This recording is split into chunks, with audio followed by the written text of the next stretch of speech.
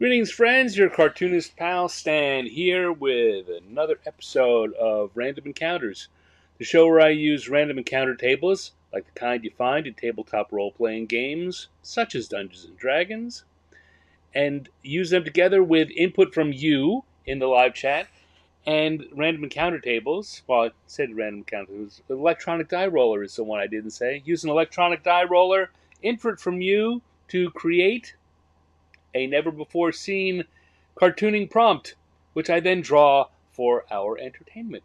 Because drawing is fun. That's what brought this all on to me. I like doing this for fun. I do it professionally, yes, but I also do it for fun. And I like to encourage other people just to draw for the fun of it.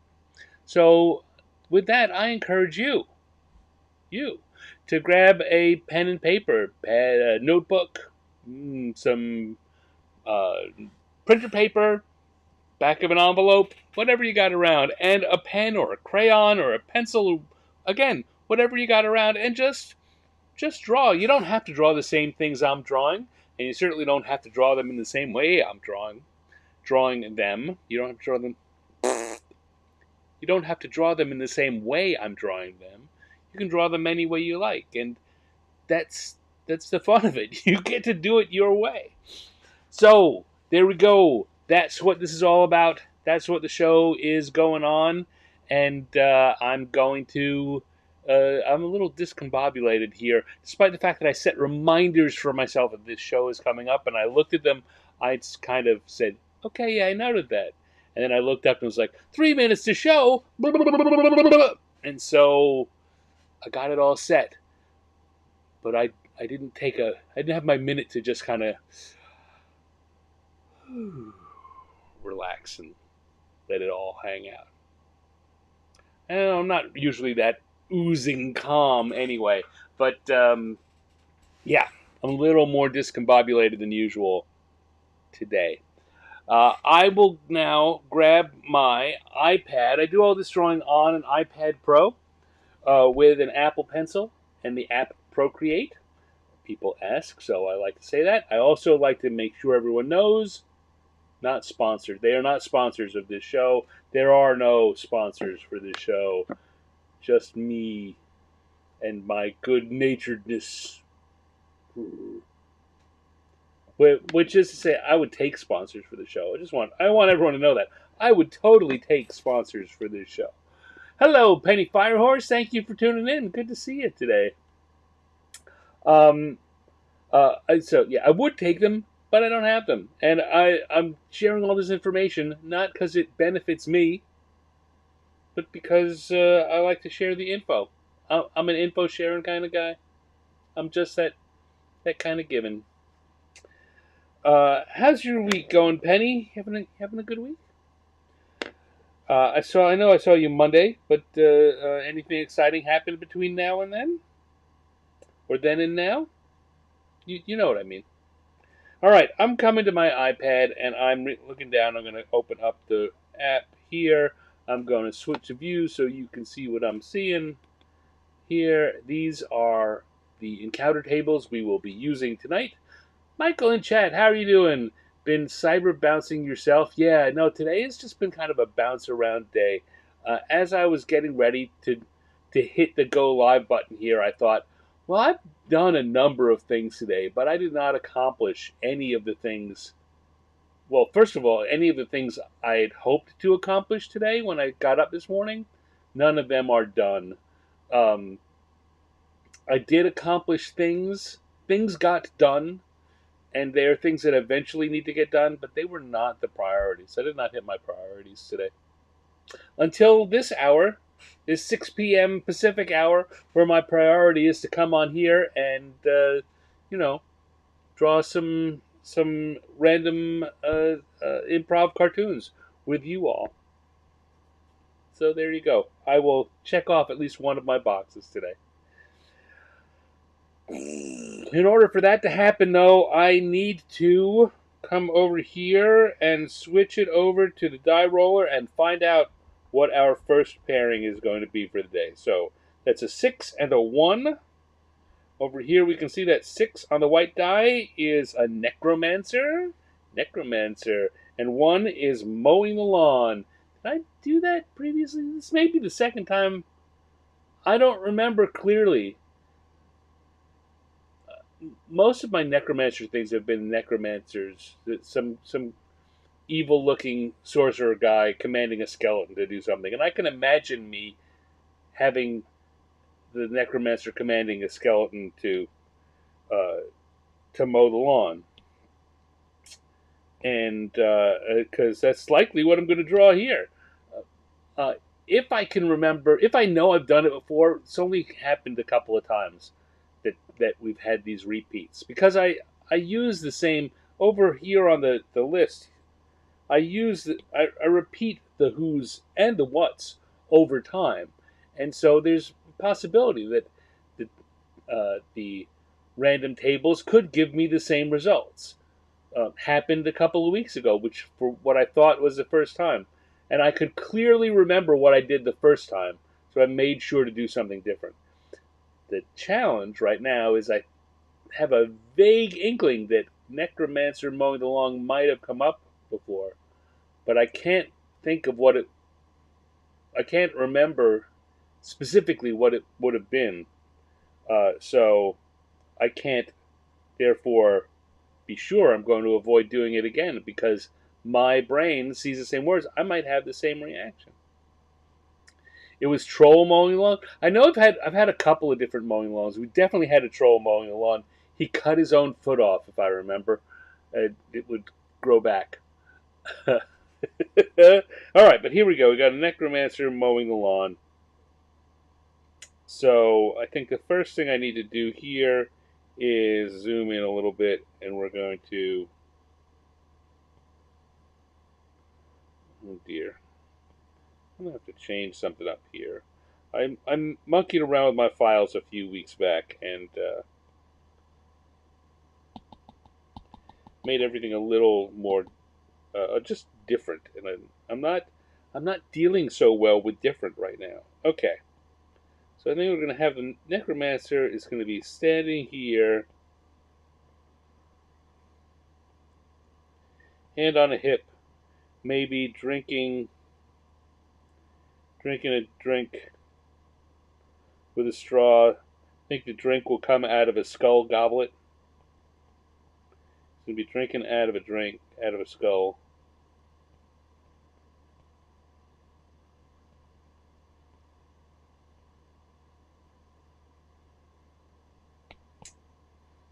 Of course, this doesn't really have to do with what the actual. I guess we need the Necromancer. So far, really doesn't have to do with mowing a lawn. How will we get mowing a lawn out of it? Well, first of all, we'll need a lawn. I also think I'm going to need to make that Necromancer a little smaller. I guess I don't need to do that. I can grab the whole thing. Just make the Necromancer a little smaller there so that we have more lawn to work with. And then, so now I could have, hey, Jace, thanks for showing up. Hey, Joseph, thanks for tuning in, amigo. All right, so we're going to have a long lawn, and there'll be a lawnmower here somewhere. I'm saying I have two thoughts. One is I could have a lawnmower and a skeleton pushing it.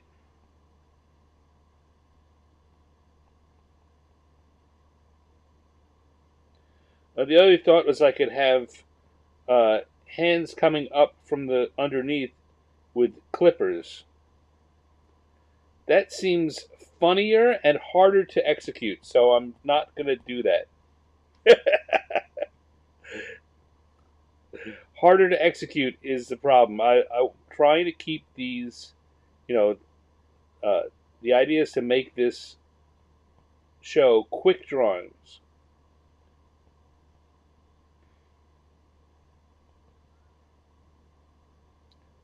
And the hands coming up, I think, would be a funny one. It might be worth even going back to try and do on my own outside, But I think exactly how that would work, exactly how they would um, look, I can't imagine it. Which means that I'm gonna have to uh, play around. Which that's part of the fun of drawing too, is just playing around. But for today, for this Thursday, the Necromancer, undead. Yeah, the cow. There's a lot of shortcuts I use, a lot of tropes. That's always uh, your friend when you're doing cartooning of any sort, particularly quick cartooning. All right, uh, that seems like enough. Let's go to the lines layer and start throwing on some finished lines. Now I started with a Necromancer there, but I'm gonna um,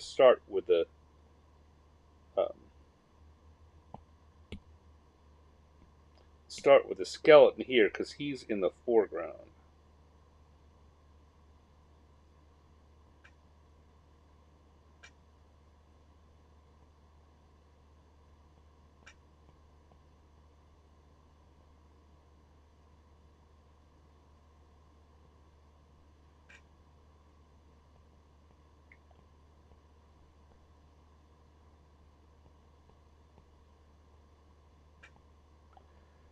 And I'm already beginning to think if this really answers the requirements all on its own, and no real joke is kind of popping into my head. Though if you guys think of one, let me know. I always like to throw a caption of some sort on if I can.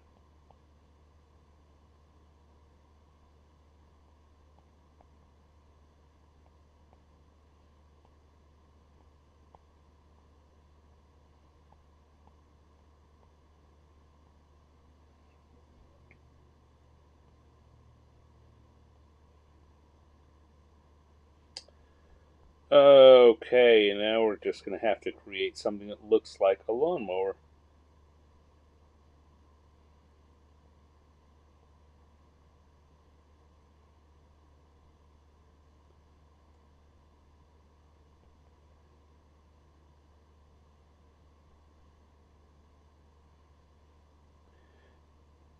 And the grass, of course, is long and overgrown because the Necromancer put this off as long as he could.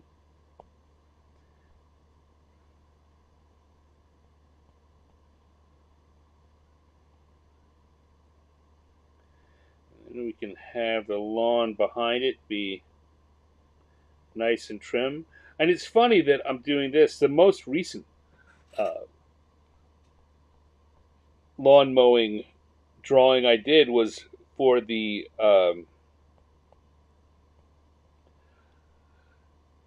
promotional thumbnail drawing for a couple of weeks ago here, which I guess I can stop and show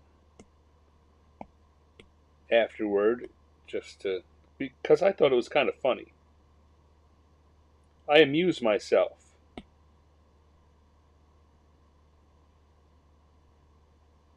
Go.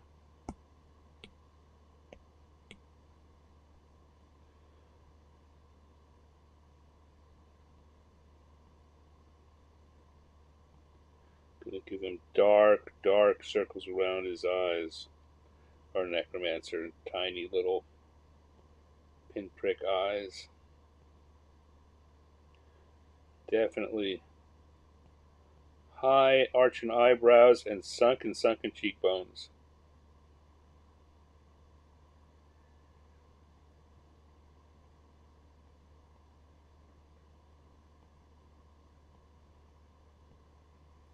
Thin face.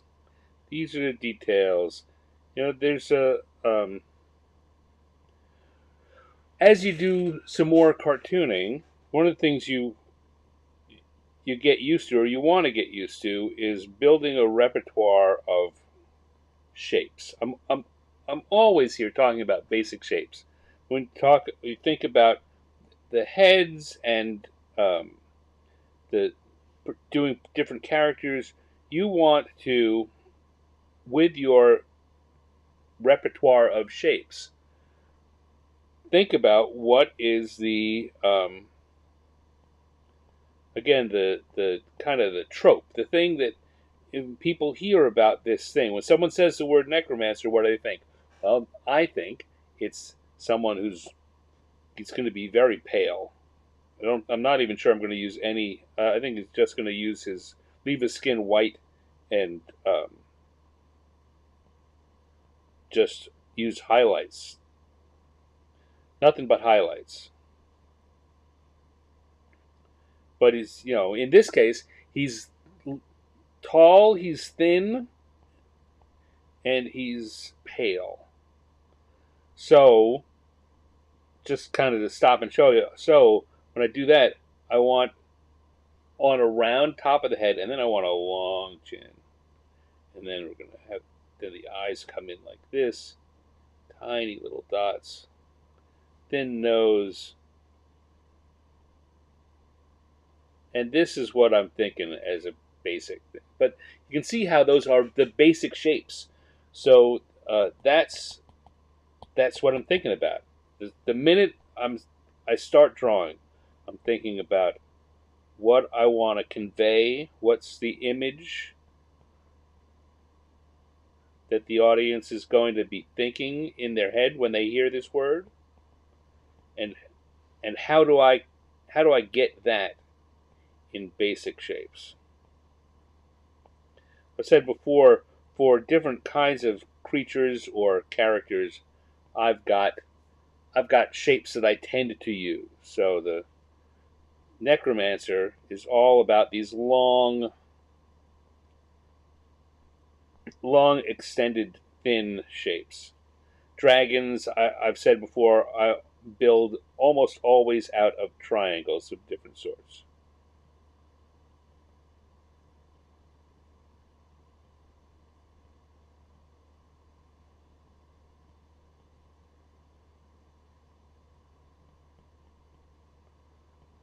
He'll have some kind of jewels in the eye socket so that he can, so that whatever he's drinking doesn't come shooting out.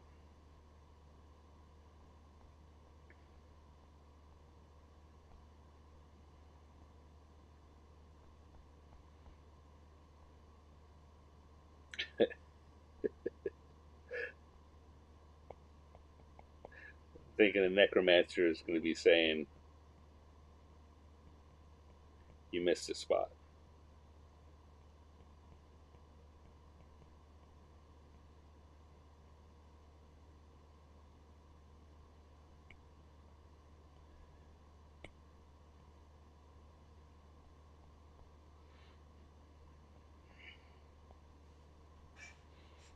All right, there we go. So let's say, "Hey, Owen, I'm going to have my kids mow the lawn." That's skeleton. Yeah, my kids are dead.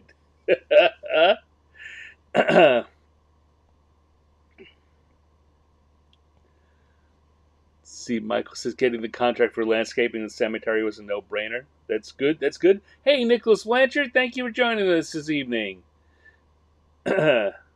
It's a Necromancer, undead cows. Undead cows. Just undead cows gnawing on the grass. That's kind of funny, too. I'll take the funny out. That's a funny idea, too. No, kind of. But we are this far along on this drawing, so I'm going to finish it up. Let's turn off this sketch layer and see how things are going here. This seems mostly good. Mostly good. Again, if I were to do this in a less quick way, I'm really liking the idea I had before of having the lawn be long and janky undead arms reaching out with like clippers all over the place. That's what I find most amusing, but that would have taken an hour to draw. And I'm not spending an hour on this one drawing. I want to get 3 drawings done in an hour and a half. So we got that. We're going to turn on the gloaming brush, which I use for coloring. It's a kind of, as you can see here, I'm on the wrong layer. Got that crayon-y, marker-y consistency. I don't know why I'm starting with the lawn. It seems like a weird choice. That's a strange choice, Stan. I think maybe that's because so much of the rest of this is going to just remain white. The pale skin and the skeleton.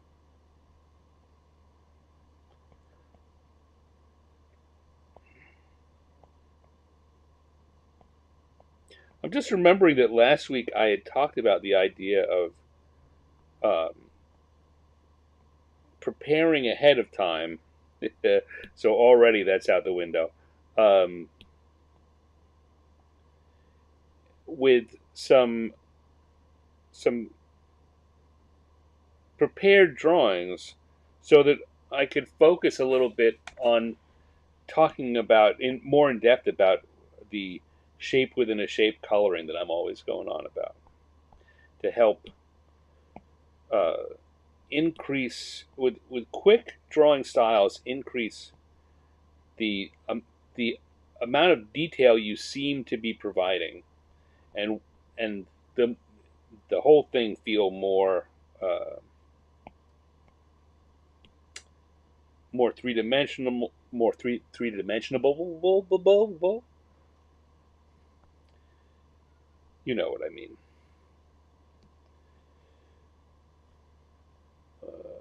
Need a blue for the straw, maybe a bright blue, because we're not going to be using bright blue for the skin tone. We're going to be using a gray blue.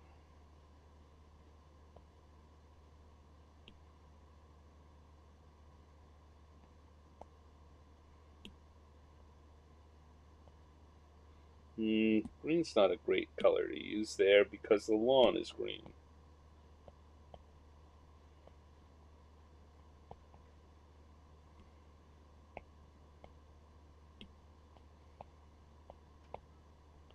All right, now I'm going to use another purple. I think I'm going to use a very faint purplish gray to come in here and add some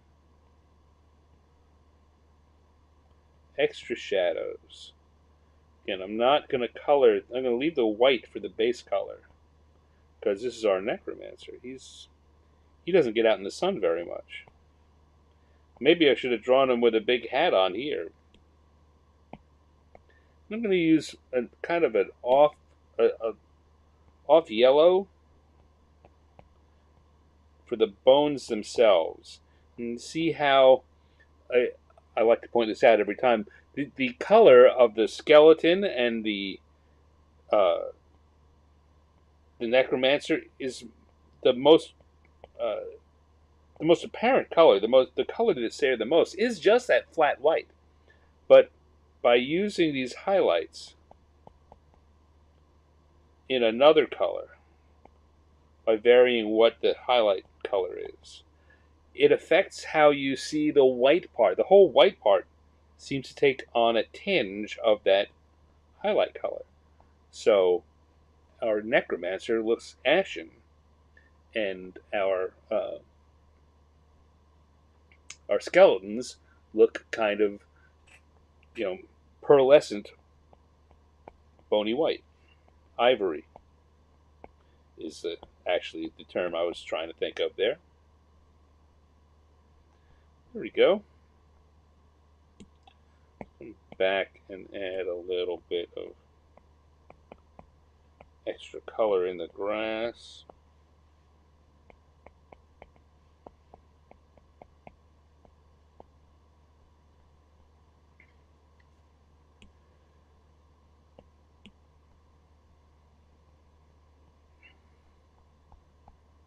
And I think that ought to do it. I think that's looking It's looking like a necromancer. Well, if he's not mowing the lawn, he's certainly overseeing. He's getting the lawn mowed. Come back to the inking layer and put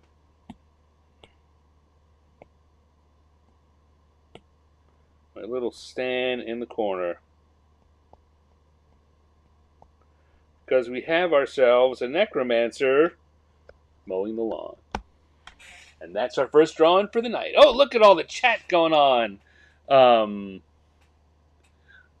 What I'm thinking of is something involving you only moved the headstone from Poltergeist. Yes.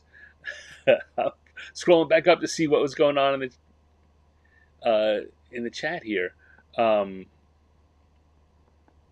Looks like the necromancer is blowing skull bubbles. Maybe he is.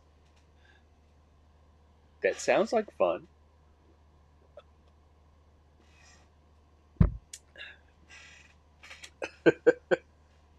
Free labor, indeed.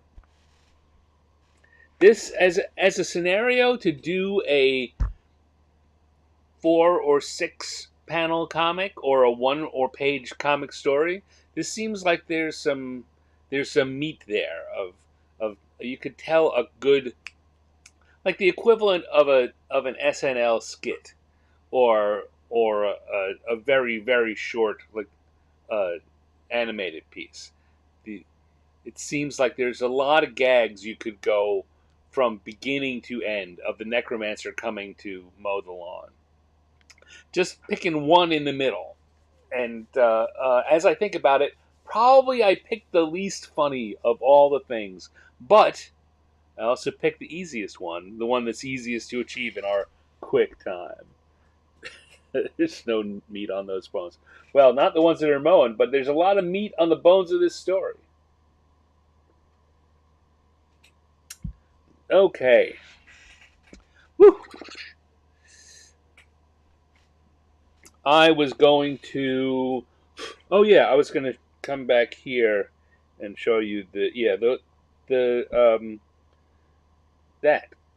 that's what got me in the mind to put mowing the lawn on the random encounter chart. Was I'd like to have these thumbnail drawings be seasonal, right? The one before was a graduation drawing. This week we had a bird watching drawing.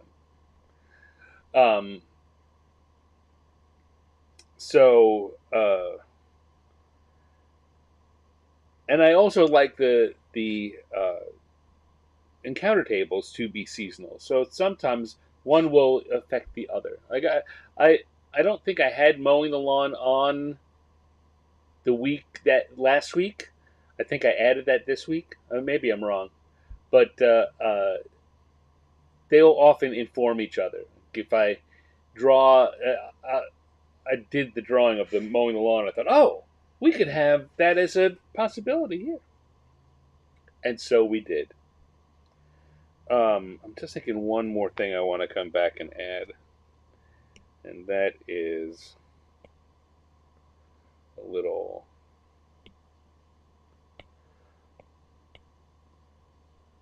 coloring inside the Necromancer's word balloon just to make him seem a little creepier.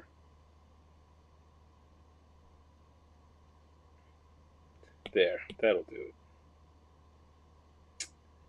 Alright, we're going to turn off round 1, turn on round 2, and turn back on the encounter tables. Make sure we switch back to the right brush and the right color for the brush, and everything's all set. I'm going to put this down and have another sip, and then we'll go and go back to the dice to do round 2. Hello, Raven Lord. Thank you for tuning in. Thank you for tuning in tonight. Good to see you. All right. We had a necromancer mowing the lawn. Well, he wasn't doing the mowing. If you were watching previously, you know that. But that was our first drawing prompt. Let's go to the dice and get a second drawing prompt. So we're going to roll these dice around and see what we get. We get a 5 and a 7. Let's come back, and that's a Gnoll wearing rain gear. Gnoll wearing rain gear. I'd kind of been hoping the Necromancer was going to be wearing rain gear. Honestly, I thought it'd be fun to draw a skeletal parasol. Maybe I'll do that on my own time. Right now, we're going to go with a Gnoll. Gnoll, of course, for those of you who are not deeply into D&D lore, is a hyena-like creature, humanoid, uh, bipedal humanoid, hyena type guy. Boys Brothers Band. So let's see. We're going to start with a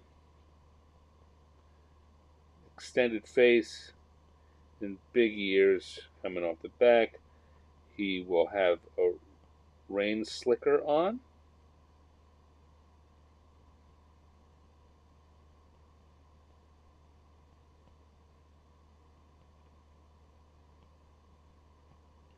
Now, here's where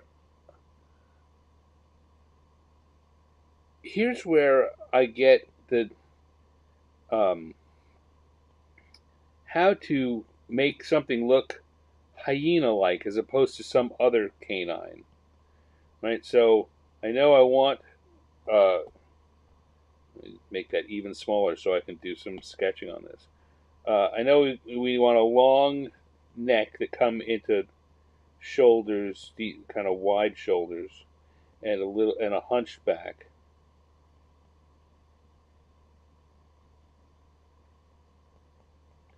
And canine legs, canine constructed legs.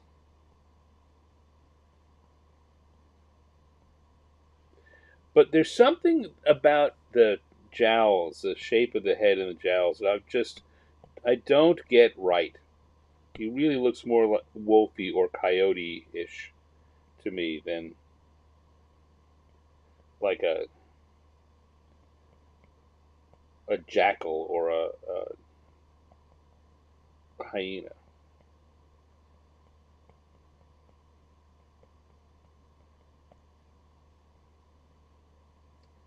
And I don't want this whole point of this is to do things quickly and just have fun with it. So I'm not going to go and look up what it is. But if I was doing this at all seriously, I would look it up to find out what it is I can do to give this a more hyena-like shape. The only dogs seem to have manes. Yes, it's one of the things definitely for a hyena is to give them a mane running down the back of their long, kind of extended necks. And then I also always give them. Hyenas also kind of have a ruff, so I make sure I give the shoulders, make the shoulders nice and hairy. And Gnolls, in my head, always have long arms.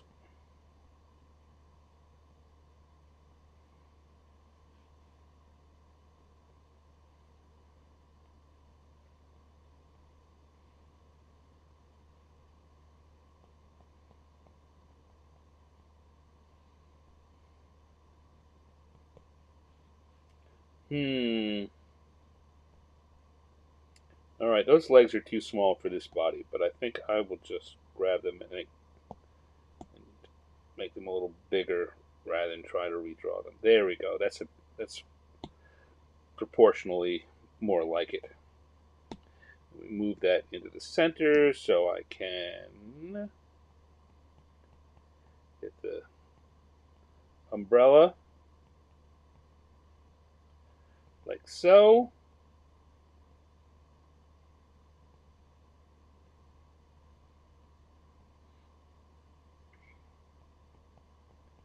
I think he's going to be wearing a rain poncho.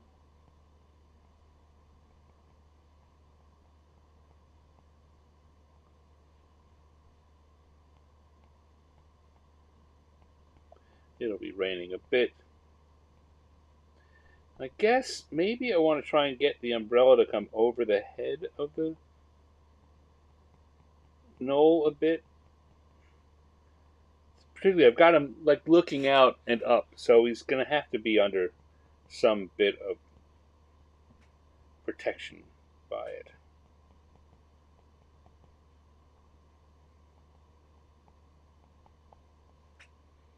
Okay. It's starting to come together a bit.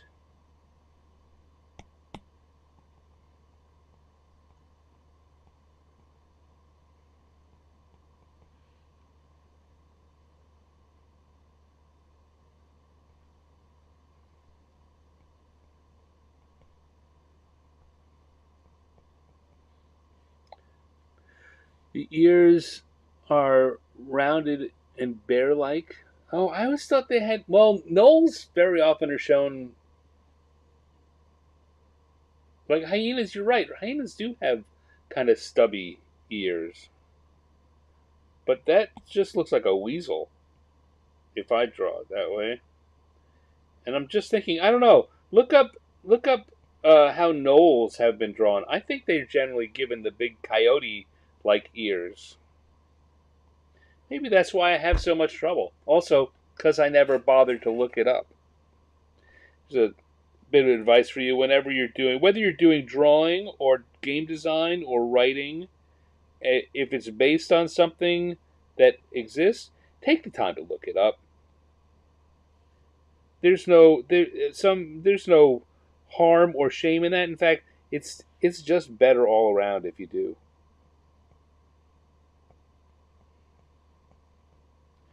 But again, that's not what we're doing here. We are having a fun, just draw it quickly and enjoy it. Uh, Playtime. All right,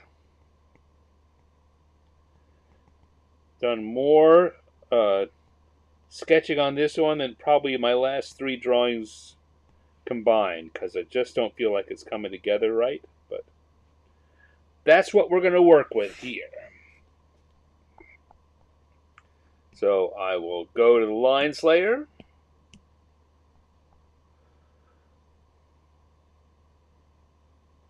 What am I confident about? I'm confident about these eyes. They're saying what I want, for sure.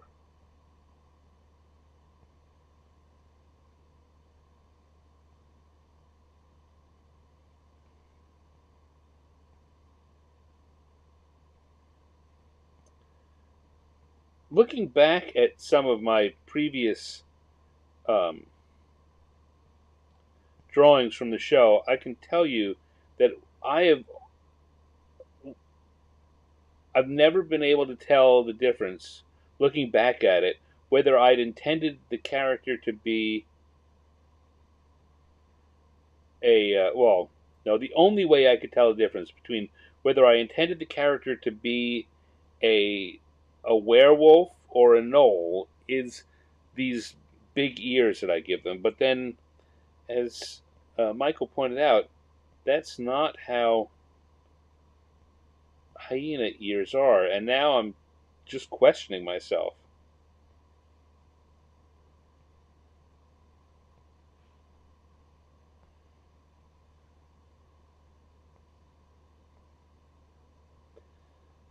Thankfully, this is just for fun.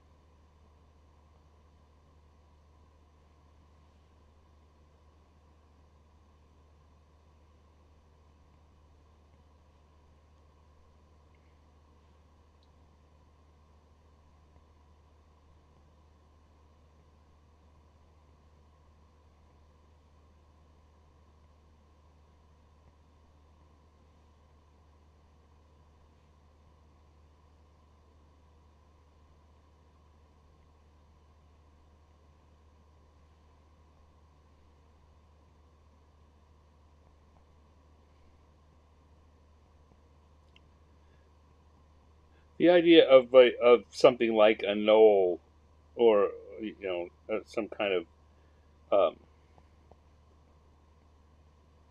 wild beast creature being timid about the rain is just amusing to me, just in its own.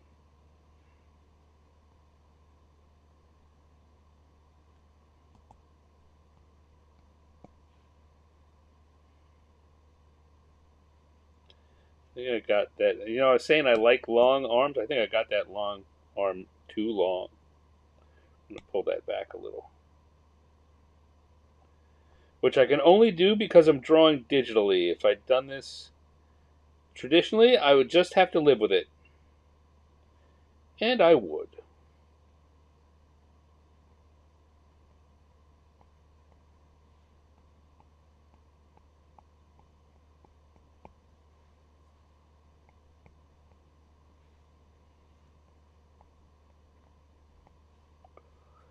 Let's see.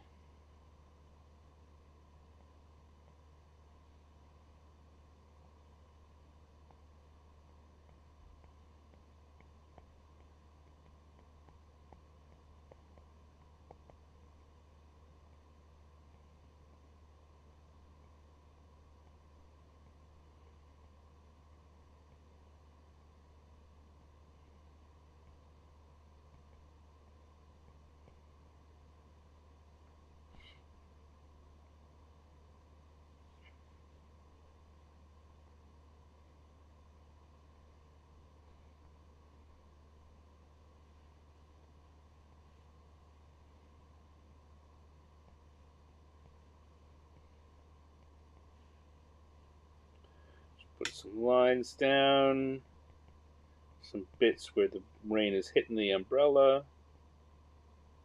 It's not even raining hard, and this guy is just timid, timid, timid.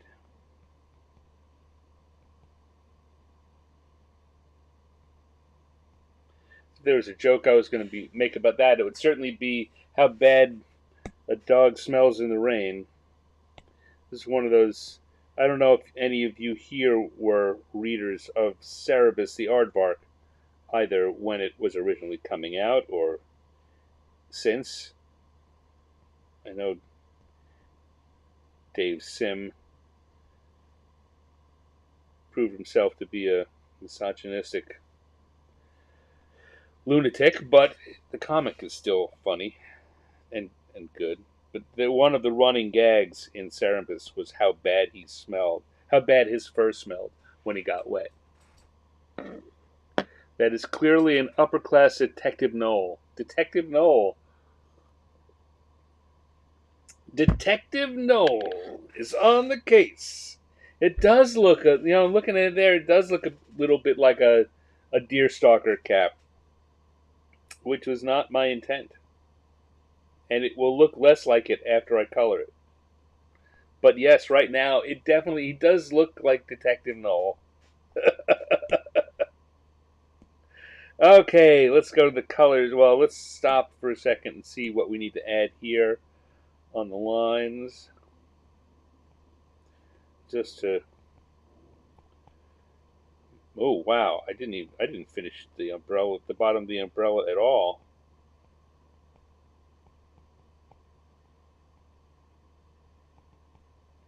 What happens sometimes when you work fast. You think you finished something, and it turns out you didn't.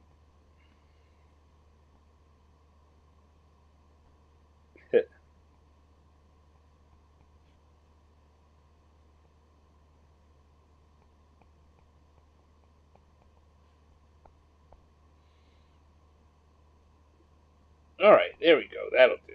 Now we'll go to the colors layer. Go back to that gloaming brush. I will get a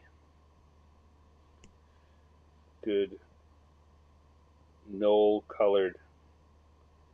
fur color. I think that kind of tan is a good one. This was I don't know that we see enough of his torso. I'd want to add spots on. Hyenas very often have spots on their coat.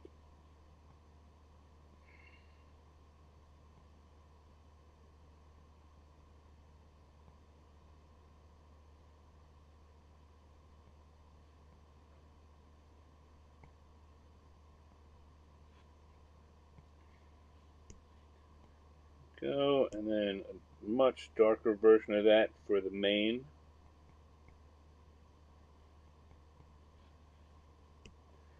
And then we want to go for is that, or no, more yellow. I mean,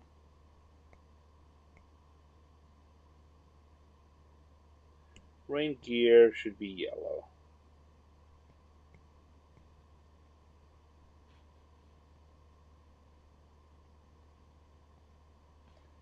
The ponchos are usually blue. Why? I don't know. Are they really? I don't know. In my head, they are.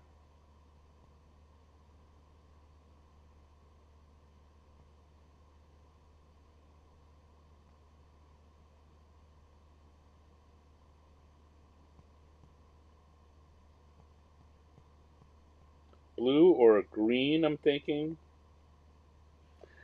I'm thinking about what immediately popped into my head, besides real world blue ponchos, was Bruce Willis's character in Unbreakable. In the closing scenes, it's a green poncho.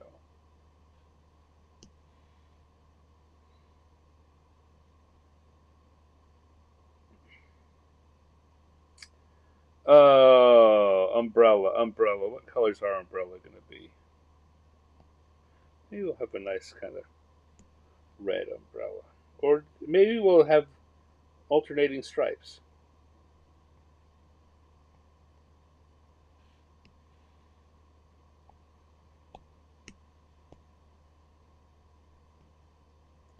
Look at that! What a festive umbrella that is.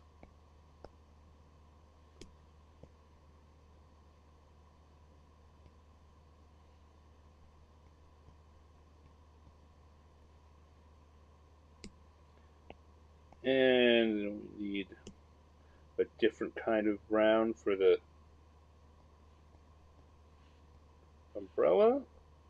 A little bit of light blue here for the puddles and to go in among the raindrops. This is a technique that I use on occasion in order to make the rain, all of the rain, seem watery. Uh, I drew the first bunch with black line, the same color lines. I'm outlining all the characters, doing the whole drawing in, but then I'm putting some lines in among them that are just the color that I want the water to be. I think if we took out the line drawings, of black line, ink line drawings, it's not really ink, but you know what I mean. If we took that out, those blue on their own would not really be enough to cover it. Right? But by adding it in, again, one of the ways it fools your brain is your brain now thinks of those black lines as being more blue than they really are.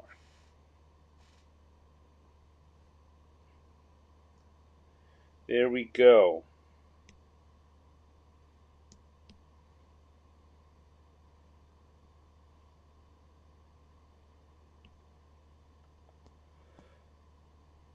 I think I need to put a little bit of a hint that the mane is still back there.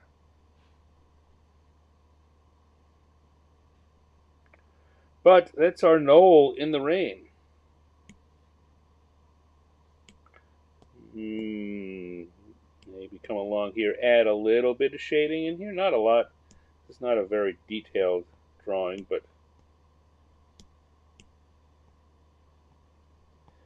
again, to help that feeling, to create the idea that this poncho is hanging over something, put that line in, a little under here, and it helps to sell that idea. It helps your brain to pick it up.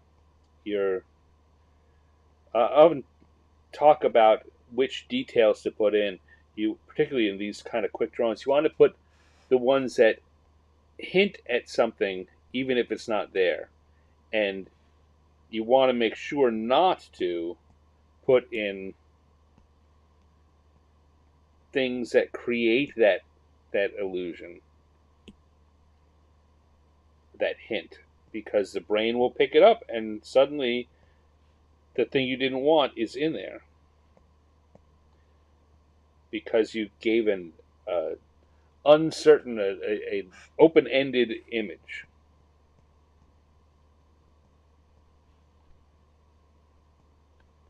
There we go. Okay. I'll come back again to the lines layer. Put a soggy little stand in the corner. And we've got ourselves drawing of a Gnoll in rain gear. Don't forget to color his udder. His udder? Oh yes, no, yeah, no. I left that on. It was not supposed to be an udder. That's his knee.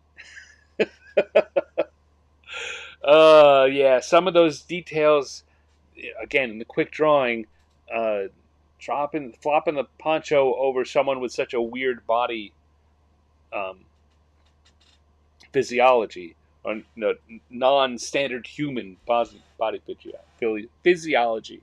Yeah, that sure did look like an udder, didn't it?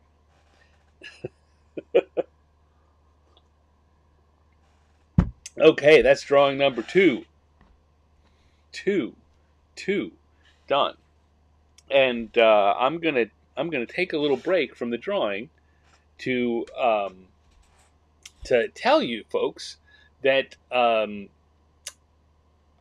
after come here. So yes, for as a creative person working in the modern world, um, it's important to have good representation on the internet so people can find you. And I've had a website for 20 years, 25 years, no, right around 2000 when I first got my URL and put it up. The Stannex, Stannex, Stannex.com. However, about 8 years ago, I worked with some designers to do a refresh on what my website looks like.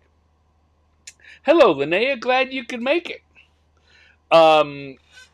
Yeah, so I did that, and they asked what I wanted. They did exactly what I told them, and it turns out that I really told them the idea I had in my head was not exactly what I wanted. So that was one problem. They did a great job. I don't in any way want to come across as saying anything other than that. They did a great job. But I asked them to do some stuff that after a few months, even a few months later, I realized that I didn't give them great instructions, or I hadn't thought it through, or I needed to see it in action before uh, before I realized it. I what I thought I wanted wasn't what I wanted, which was all right. You know, the website just kind of sat there. I didn't pay a lot of attention to it. I didn't do a lot with it, but it still was sitting there. But one of the things they did do was create a website that needed me to pay attention to it. I needed to keep updating the widgets that were involved with it and tending to it. And over time, I didn't. And various parts of the website stopped working right. And eventually, the whole thing just stopped working. And I pulled it down. So if you went to Stannex.com, you got one of those coming soon, Stannex.com messages, just a flat message. And it's been that way for 5 or 6 years now. Maybe not that long, but close to that long. Anyway, the reason I bring all this up is this week I put the Stannex back up. There's a brand new basic what I need it to be website at Stannex.com. And so I encourage you all to go see it. It's not complete. There are things there that you'll note that you would think, oh, if I click on this, it'll do a thing. And it doesn't yet. But the basic functionality, the front page, I've got a basic portfolio page. I have a contact me page. And even on the about section, it really only just links to my LinkedIn, but that's about all I need in the about for a for basic functionality. So I'm very happy to share with you all, my friends here in the show, that the Stanex is back up, and I'm hopefully going to find the time to finish filling it out. It's it now this became an issue. I've been putting this off and putting it off. It became an issue because I'm about to start promoting the fact that I'm looking to get some work, to get people to hire me to do some work. Uh, I guess the bad part about this is that the reason that is that things are not going great right now in the Stan economic world, and a couple of projects didn't come through, a couple of things didn't come together, and some unexpected bills came in. I don't mind telling you. I'm not going to tell you the details because that's not what I do. But yeah, no, right now I'm like, all right, I'm about to go out and say, all right, please give me some work. I need some work. And in order to make myself seem at all feasible, reasonable, professional, I needed to have a website. And so now I do. So I will be, if you follow me on social media, you should expect in the next few days to see me posting things like, hey, I'm open for commissions, or well, I'm looking for some work. Come and see me. Come and see me. Come and pay me. So yeah. But now I have a website to send people to. So I'm choosing to look at that as the positive side of all this. I've got a website again. It's working out. It's working and looking good. So go and have a look. As I say, Stanex, STANNEX.com. The home of all things Stan. So, having now done that little bit, we will come back here and I will reset it all and we'll do one more drawing. Do another drawing, wrap it up for the evening, and go about our merry way. So turn on round 3, turn off round 2, turn back on the encounter tables. Have another sip. I'm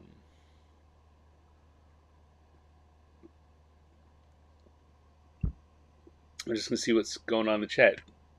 Jolly federal holiday. Oh, yeah, it's a federal holiday. You get a Thursday off in the middle of the week.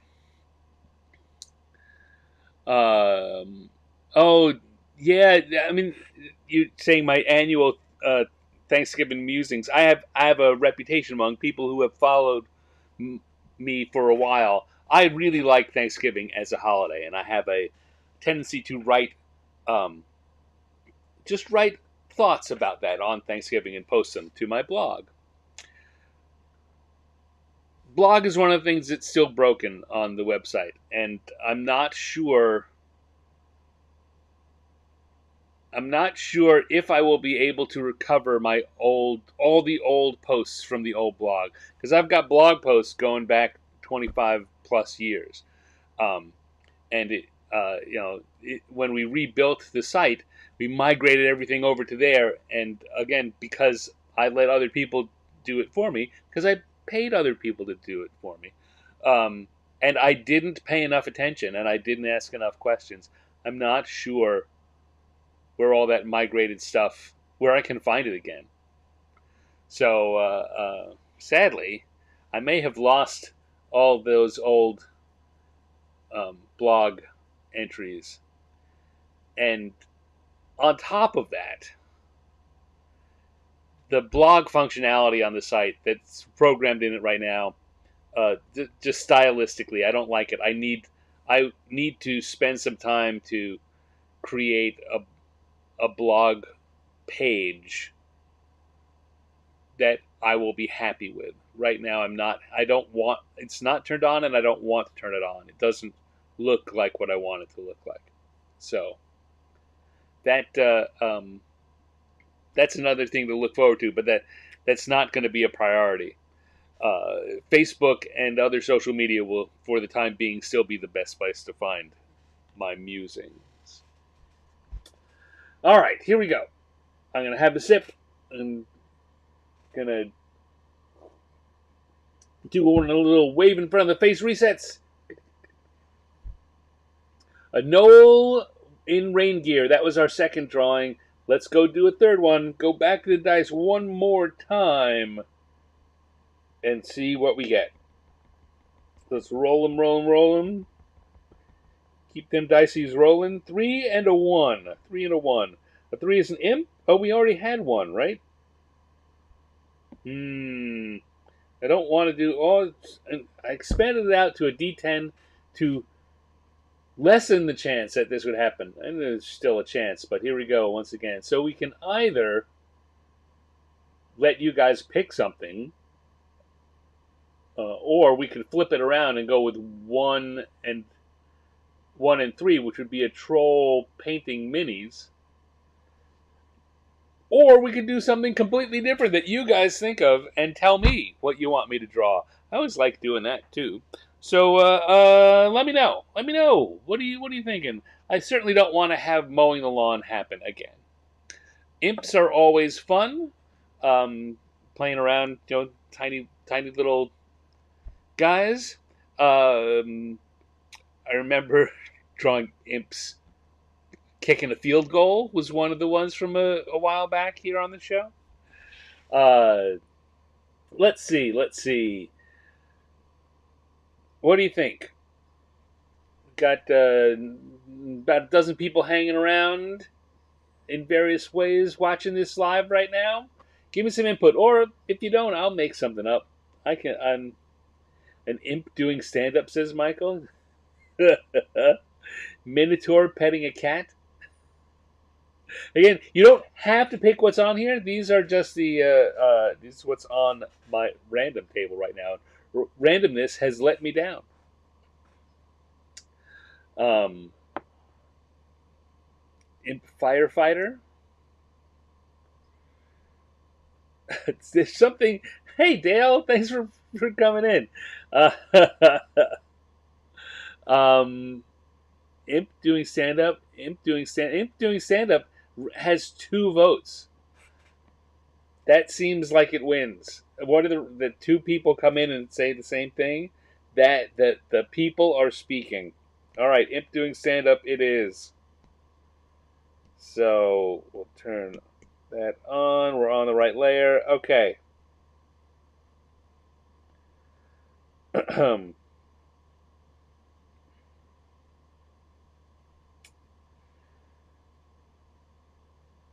So imps in D&D they've got big long noses. They always have big long noses and big ears. And very long, thin, skinny bodies. And big feet. They're kind of funny looking. Except for the fact, of course, that they're these horrific, demonic things.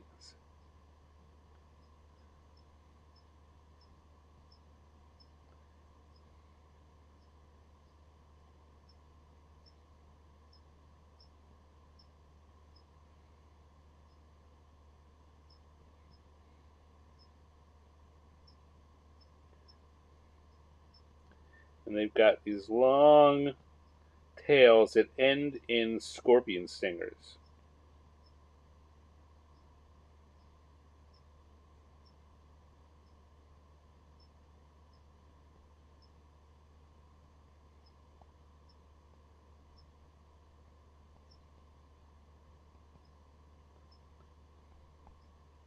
Now, this, of course, drawing is taking up a lot of space, and I'm now immediately going to grab it and shrink it down because imps are small. And I want to be able to show something else around it. Now I'm thinking we're going to have a mic stand, so he doesn't need to be holding the mic that I gave him.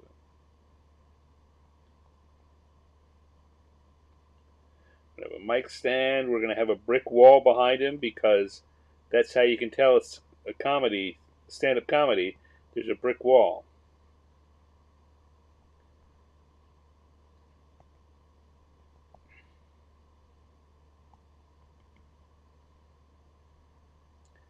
So we're going to have to get rid of that. Change his arm positions a bit.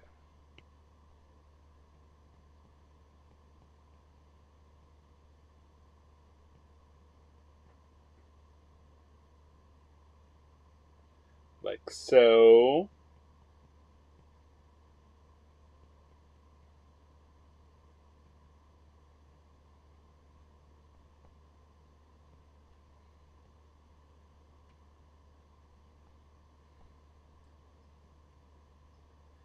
Big ears, got horns on top of their head. Take my demon spawn, please. Actually, what's running through my head is I just flew in from the 8th pit of hell, and boy, are my arms tired.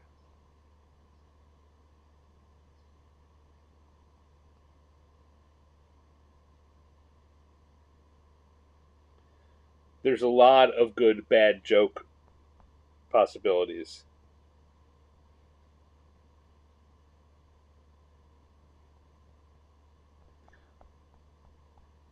All right, let's grab this. I was thinking I was going to put an audience in there, but I'm not. So we're just going to center him on the page there.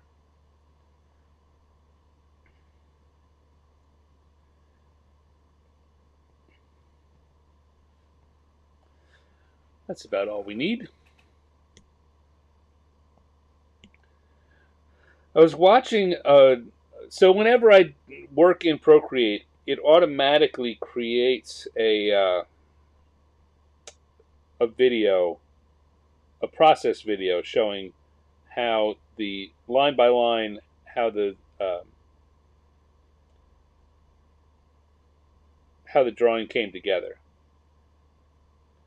And I will sometimes share. Oh, I don't want to be drawn. I'm drawn on the wrong layer. Why didn't you stop me? I'm drawn on the line, on the inking layer, not on the lines layer.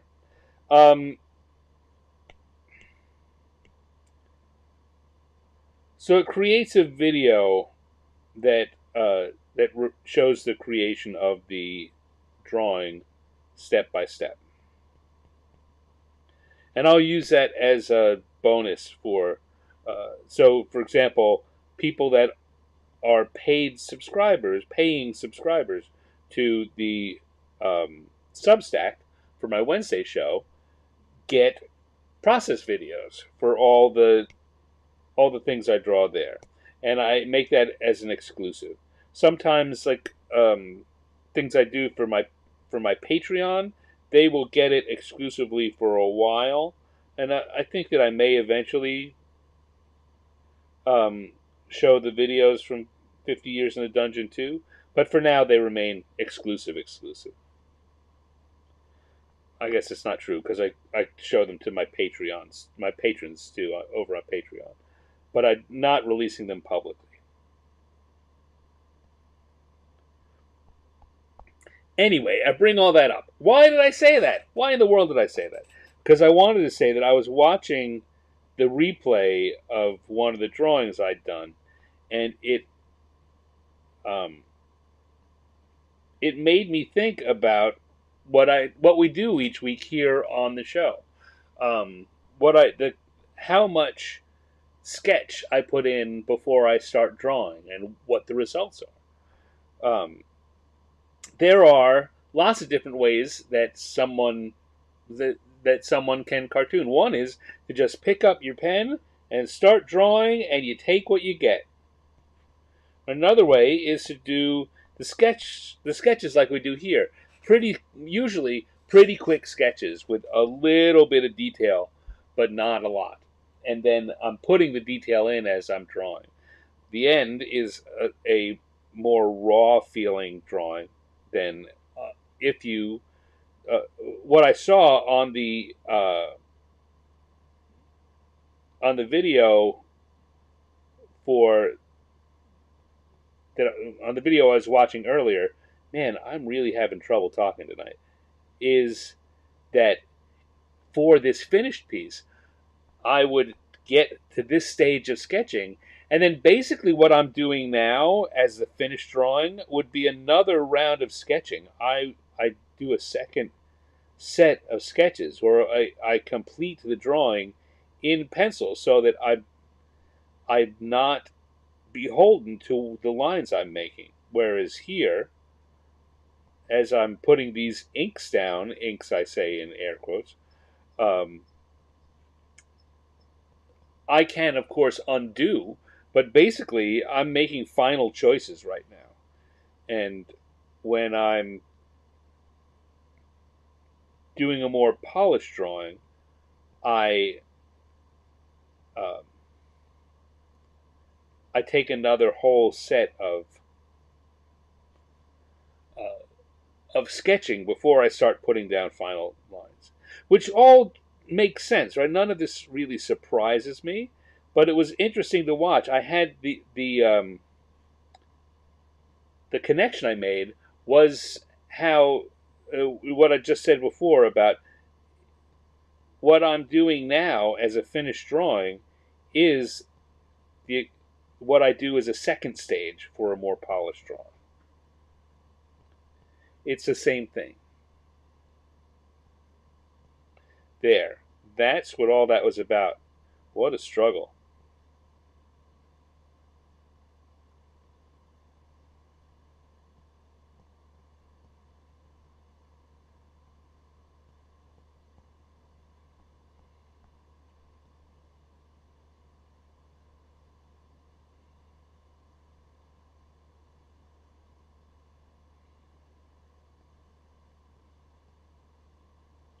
I saw a couple of flashes out of my peripheral vision that say that comments have been made. I don't know if that's responding to what I said, if there are questions, or if you guys are just talking to each other, both of which are fine.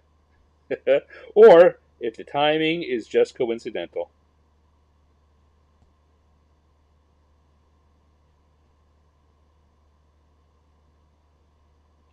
There. See, I still can undo, and I'm not 100% beholden to the drawing lines I put down here, but I'm not.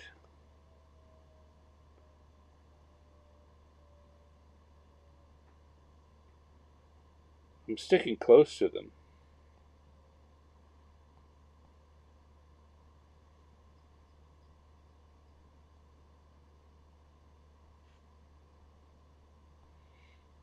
Go.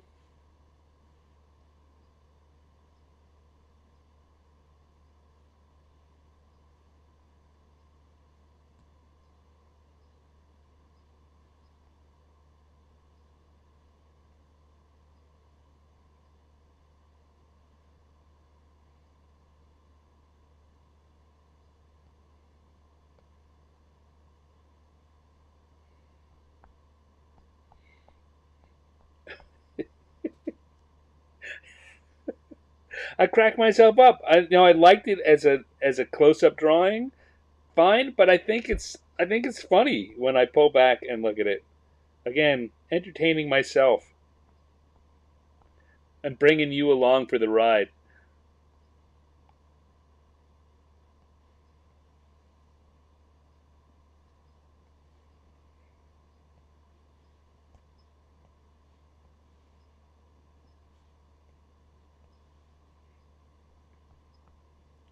There we go. Now,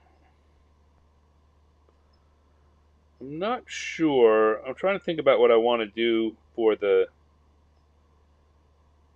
So I've got here sketchily. I've got bricks for the brick wall, And I could draw them in, but I think I'm not. I think I'm just going to do that with color.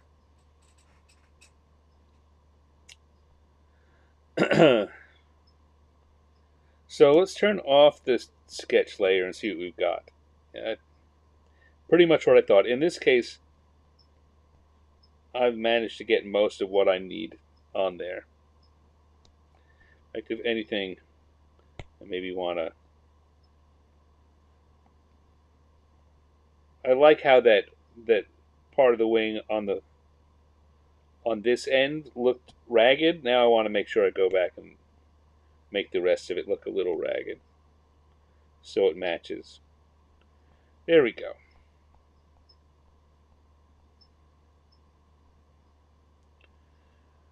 Bum bum bum. We're gonna go over to the gloaming brush again. We're gonna start coloring this in. Our imp is a demonic red. Oop, but it would help if I came to the color layer.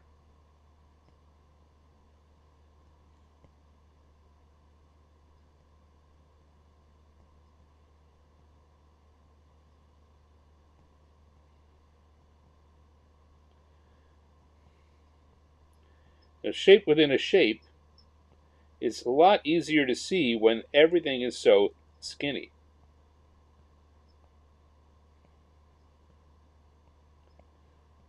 There's not a lot to be gained when there's not much shape there, but that's what happens when you're drawing an imp.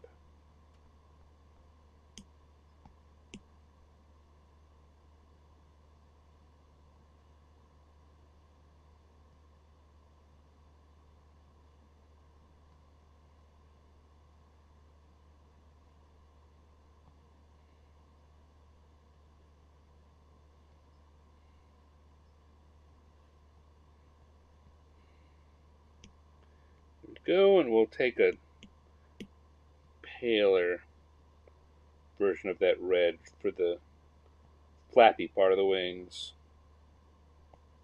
I think that's the technical term for them.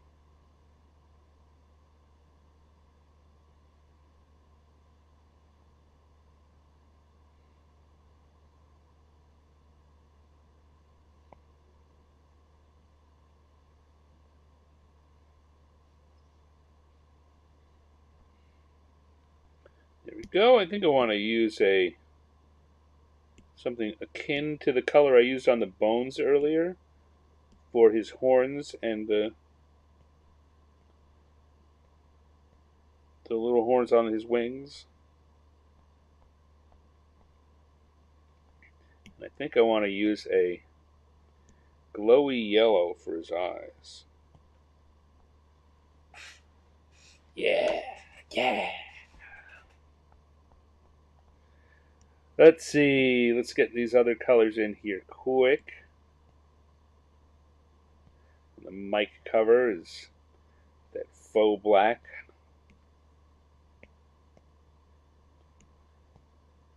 Blue-gray for the mic. Another slightly different faux black for the mic cord.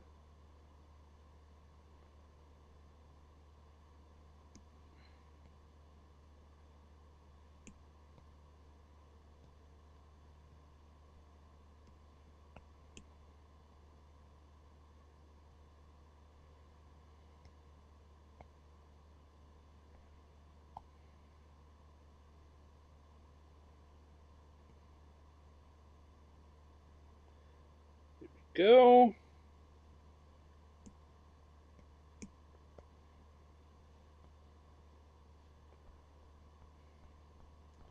Now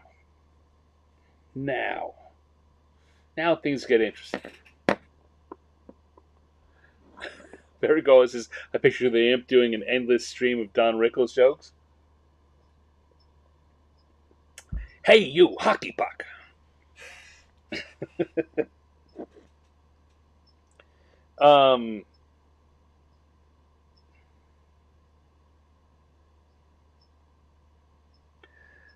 tell you what I'm going to do. I'm going to create another layer here for coloring because I want to do something with the background, play around. Got a little extra time, so I want to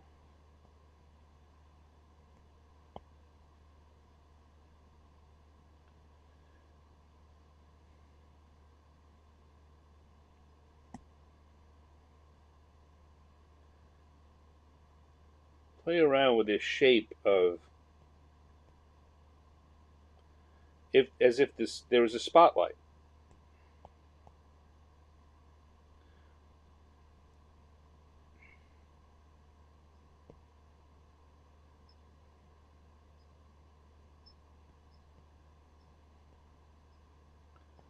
Like that. Now, of course, that would mean that I need to have a shadow for the mic, and I need to make that smaller, the imp.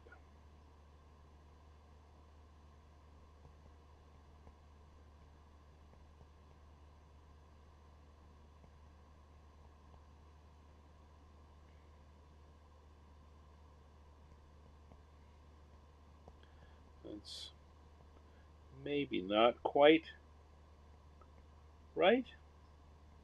I think color-wise more than anything else, but there we go. If I take that and drop the opacity, it helps some. Yeah, it helps some.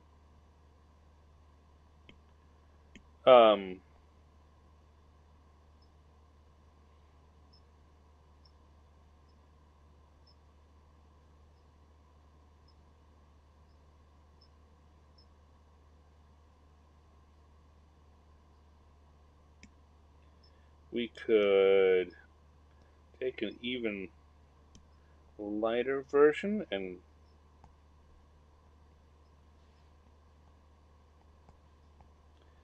do what I was talking about with the raindrops before and just put the light beams to show where the spotlight is, to make it clear where the spotlight's coming in.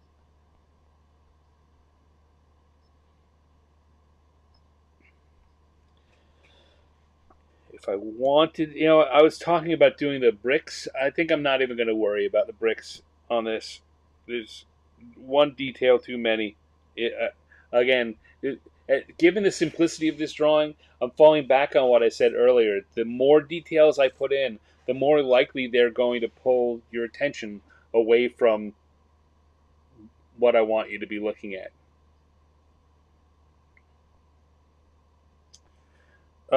And now I'm going to come and make a new layer above that one.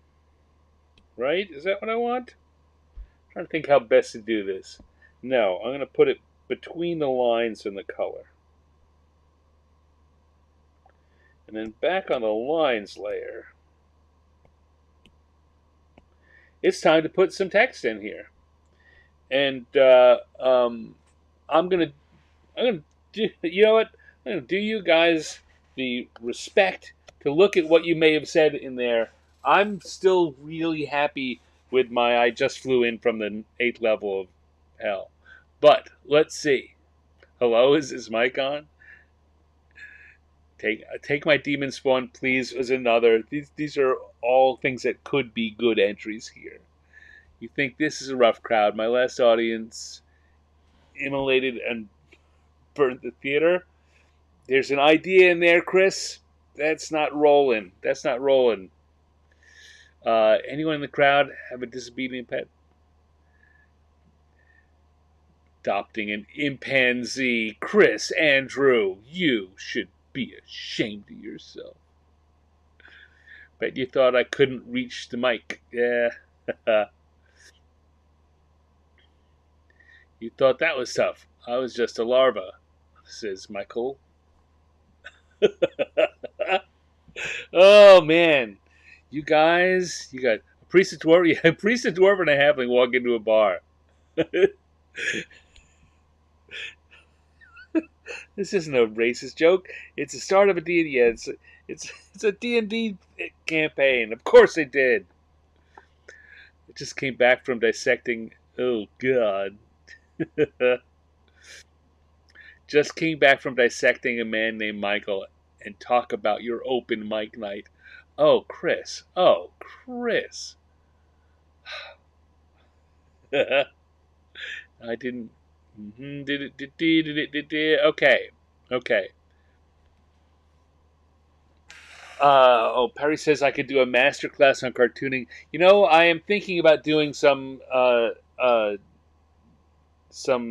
class. What do you call them? Online courses, an online course or two, and I'm doing more about teaching. I did used to be a teacher, uh, in a previous part of my life, and it is. I thank you for saying that. I do think it is a skill I have. All right, so I am going to use my line. Sorry, you know what, Chris Andrew, I didn't like everything you said, but I like what most everyone said. I'm picking on you, man. Love you.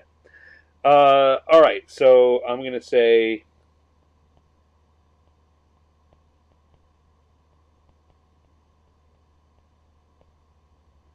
I just flew in.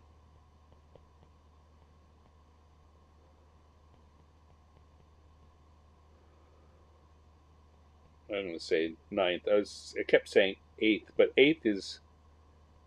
Uh, Sometimes you need to think about this when you're doing any kind of comics, any kind of cartooning or comics. You need to worry about the words, not just what they say or mean, but what they look like. And eighth just is a whole lot of vowels, and it doesn't get me anything. Ninth, much quicker, so I'm switching over.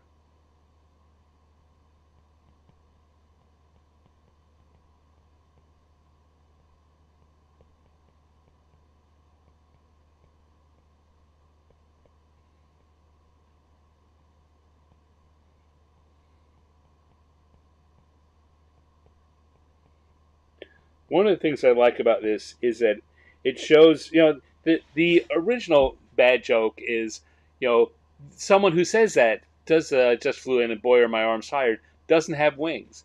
So clearly our imp comedian doesn't even understand why that joke's funny, or why that joke is as close to funny as it ever is.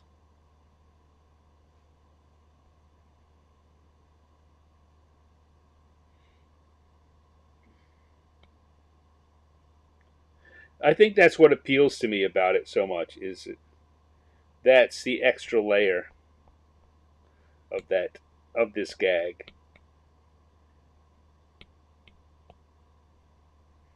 I'm now gonna erase out so we no longer have the. I I created that layer below this. I was gonna fill the circle with white, but I don't need to. There's just so little going on here. I can erase the spotlight beam and it looks right. There we go. I just flew in from the ninth layer of hell, and boy, are my wings tired. Is this mic on? Now, that's that's that's the that's the second punch. That's the secondary punchline. But gotta write that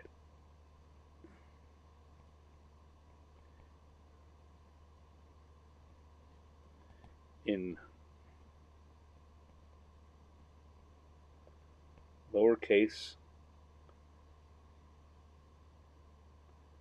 Give it an oversized word. Oh, that's terrible.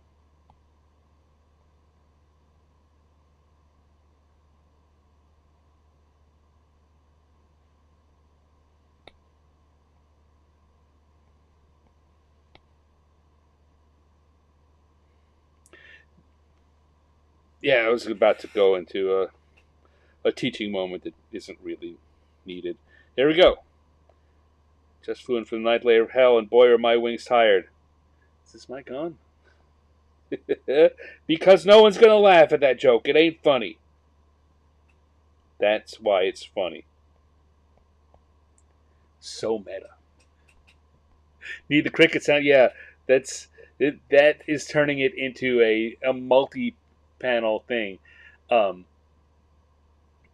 I think I put this in because I like the subtext of that so much. I want to make sure no one misses it, which is kind of a weak sauce thing to do.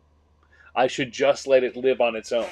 If I had a lot of faith in it, I could just let it live on its own, but I don't. I don't have a lot of faith in me. I had enough faith that I picked my option, but not enough that I could just let it live on its own. Oh well. I am a puzzlement. I'm an enigma wrapped in a jellyfish sandwich. All right, there we go. Imp doing stand-up comedy. That's drawing 3 for the evening.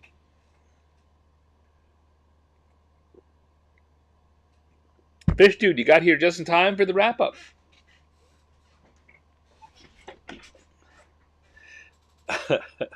Michael says, yeah, the second word. Yeah, the second word balloon really does. Let's say the thing I like about the first word balloon requires thinking. Second word balloon makes it require less thinking.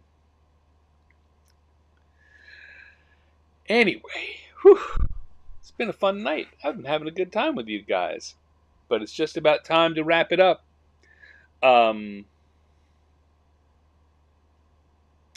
Told you about the Stan X being back up. Please come and visit. I'll say that again in a minute when I do the outro. But thank you all for coming. I've been having a good time. Was it Lucha Johnny? Hi Stan.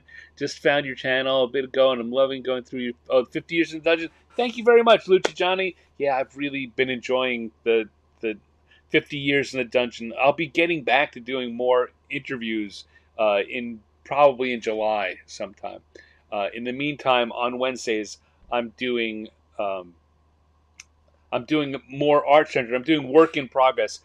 In those original interviews, you will have seen I begin work on a cartoon homage. I got a big backlog of ones I didn't finish, so currently I'm just finishing them and basically doing Ask Me Anything open mic. It's my open mic night. Turn on the camera and talk to the internet. All right. Oh, and yes, of course, Dale Donovan, who was here, was my co-host last night on that, and you were terrific, Dale. We had a great time. I think we've got charisma, the two of us together on the mics. So hopefully, I will be able to get Dale to come back and do that again. All right, having said all that, let's have a sip and wrap it up.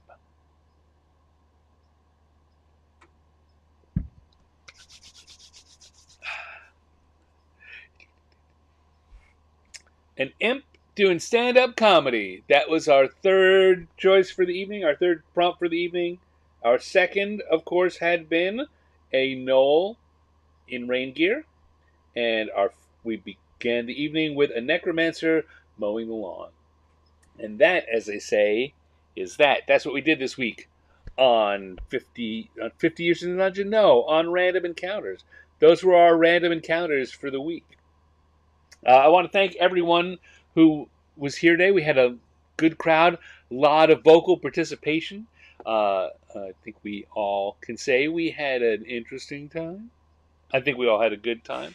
Thank you to Chris Andrew and Michael Pastor and Dale Donovan, Lucha Johnny, who just showed up, Linnea, who was able to join us for the first time in a while. I know that her work situation makes it so that she can't make it to the shows as often as she used to. Lots of other folks are here. Penny Firehorse was here for a while.